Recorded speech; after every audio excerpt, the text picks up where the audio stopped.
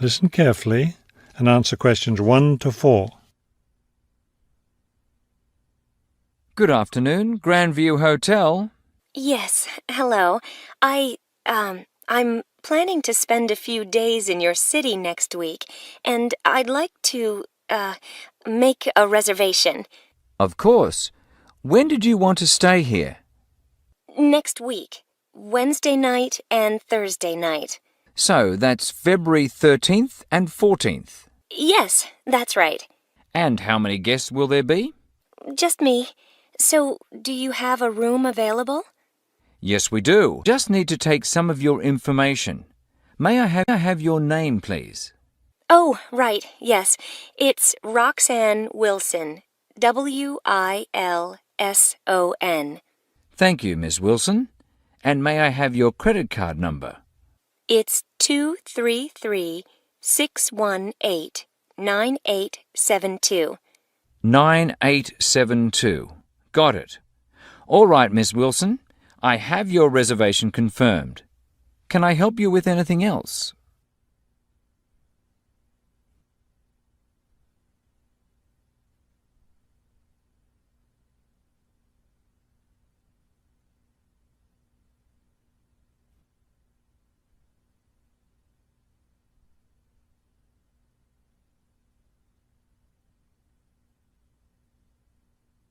Now listen and answer questions 5 to 10.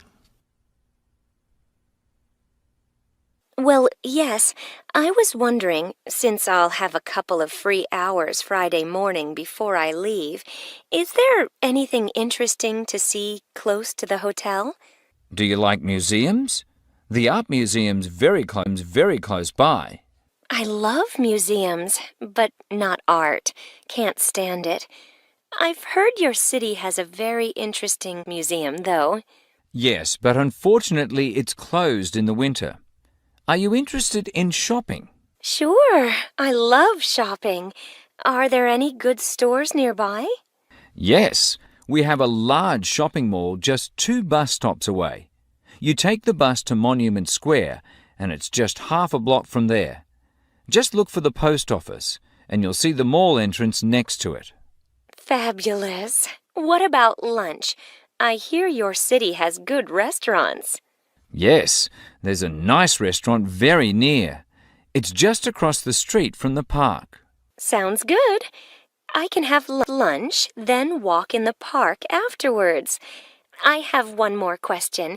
What's the best way to get to the hotel from the airport? Subway is the fastest, of course.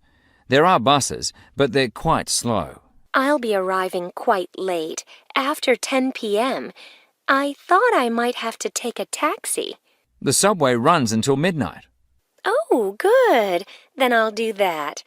Will there be someone at the hotel front desk that late? Oh, yes. The front desk stays open until 2.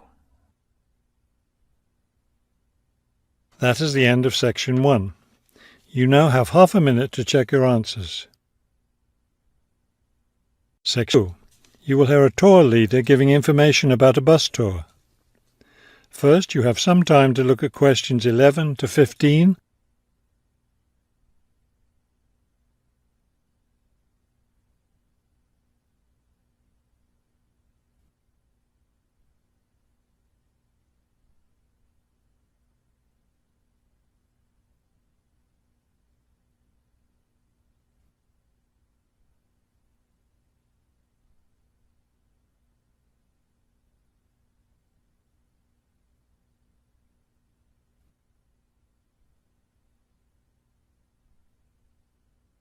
As you listen to the first part of the talk, answer questions 11 to 15. Thank you for choosing City Tours.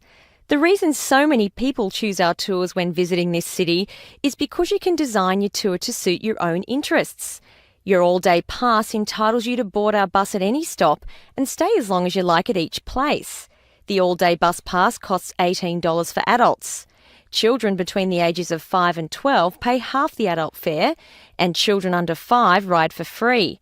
Our buses run every hour on the half hour, starting at 8:30 a.m. Our most popular tour is the Centre City Tour, which goes to all the major attractions in the centre of the city. From the starting point here at the tour bus office, the bus goes to the first stop, Hill Park. As you may guess, this park is located at the top of a small hill. The next stop is the fishing docks. Following that, the bus goes on to the third stop, Bay Bridge, located at the foot of the bridge which crosses the bay. The fourth stop is in the shopping district. Then the fifth and last stop is at Green Street.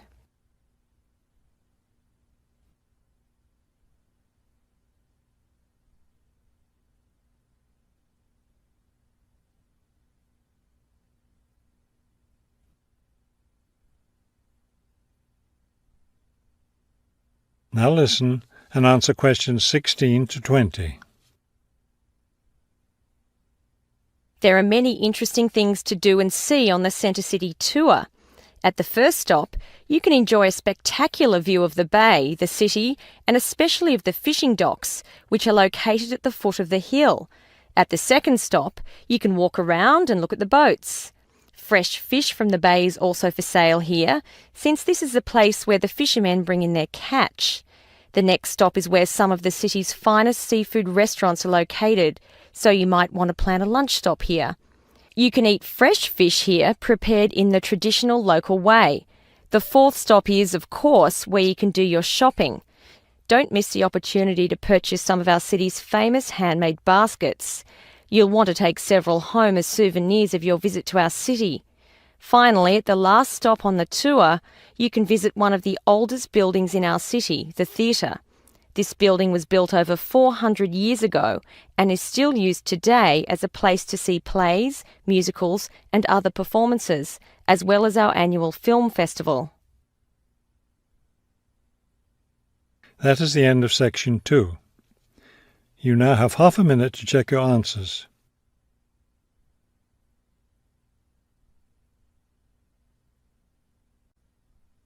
Section 3. You will hear a conversation between two students planning a research project. First, you have some time to look at questions 21 to 23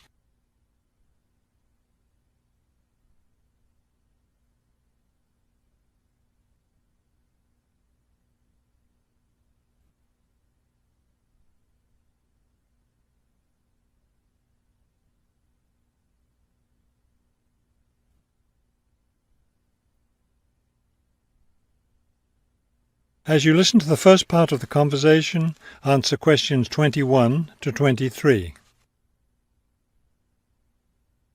We'd better start planning our research project because we don't have much time left before it's due. I know, only 3 more weeks. Is that all? I thought we had more time than that. Well, let's get to work then. Okay, so we agreed we're going to interview shoppers about their spending habits. Did we decide to conduct our interviews at the department store? We haven't decided anything definitely yet, but I think the shopping mall would be a better place. We'd get more of a variety of shoppers there. Yes, that's a good point. So let's do that. How many interviews did the professor say we had to complete? She said at least 30. That sounds like a lot, doesn't it? Yes, but if we divide it up between the two of us, that's just 15 each. That's not so bad.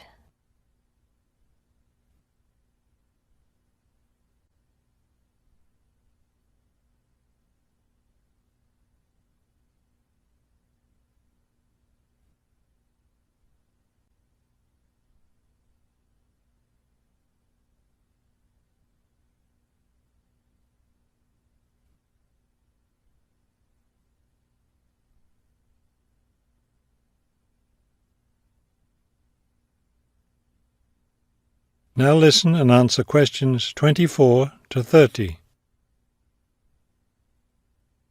Okay, so I guess we'd better start designing our questionnaire. Well, we have to do some reading first, don't we? Didn't we say we were going to compare our results to the results of a government study? Right, the government study about how the economic crisis has changed people's spending habits. We want to see if we get similar results. Yes, so we'd better read that first and then design our questionnaire. Then I guess we'll be ready to go out and interview shoppers. No, don't you remember? The professor said she had to approve our questionnaire first before we actually conducted the interviews. Oh, right. So we'll get her approval and then conduct the interviews. I think a Saturday would be the best day for the interviews because everyone's out shopping then. Right. We'll do it on a Saturday then. And let's also plan to get together the next day to analyse the results. It's best to do that while everything's fresh in our minds, don't you think? Sure, that sounds like a good idea. Okay, so then we're going to have to present our results to the class. Do you have any ideas for that? It's an important part of our grade, so I think we should plan it well. Well, I think the obvious thing is to prepare some charts showing our results and how they compare with the government study. That will help make the information a lot clearer to the class. Right. Okay, so we'll draw up some charts of the results. And then that's it. All that will be left to do is give the class presentation. Do you think we can be ready on time? I sure hope so. Let's get started now. That is the end of section 3. You now have half a minute to check your answers. Section 4. You will hear a professor give a lecture on Louisa May Alcott. First, you have some time to look at the questions 31 to 40.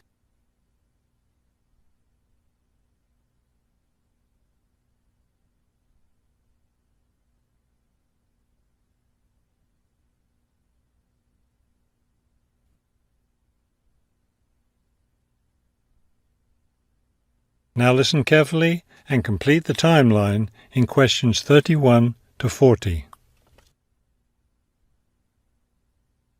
Good afternoon. Today I'd like to continue our discussion of the lives of prominent American writers by talking about Louisa May Alcott, one of the best-known 19th century writers. Alcott is known for her moralistic girls' novels, but she was a much more serious individual than those novels might lead one to believe. She was born in 1832, the daughter of Bronson Alcott, who was one of the founders of the Transcendentalist movement. Bronson Alcott was a philosopher, but not a provider, and the family lived close to poverty. From an early age, Louisa was determined to find a way to improve her family's economic situation. As a teenager, she worked to support her family by taking on a variety of low-paying jobs, including teacher, seamstress, and household servant. Alcott also started writing when she was young. She wrote her first novel when she was just 17 years old, although it wasn't published until many years after her death. It was called The Inheritance. In 1861, the Civil War broke out. Alcott worked as a volunteer, sewing uniforms and bandages for soldiers. The following year, she enlisted as an Army nurse. She spent the war years in Washington, nursing wounded soldiers at a military hospital. While working at the hospital, she wrote many letters to her family at home in Massachusetts. After the war, she turned the letters into a book, which was published under the title Hospital Sketches. She also wrote numerous romantic stories, which she sold to magazines. Around this same time, she was offered the opportunity to travel to Europe as the companion to an invalid. When she returned home from Europe in 1866, she found her family still in financial difficulty and in need of money, so she went back to writing. Her big break came in 1868, with the publication of her first novel for girls, Little Women. The novel achieved instant success, Little Women. The novel achieved instant success, and the public wanted more. From then on, Alcott supported herself and her family by writing novels for girls. It wasn't the writing she had dreamed of doing, but it earned her a good income. Alcott took care of her family for the rest of her life. In 1878, her youngest sister May got married. A year later, May died after giving birth to a daughter. Louisa Alcott raised her sister's orphaned child. In 1882, Bronson Alcott suffered a stroke. Soon after that, Louisa Alcott set up a house for him, her niece, her sister Anna, and Anna's 2 sons in Boston. Her mother was no longer living by this time.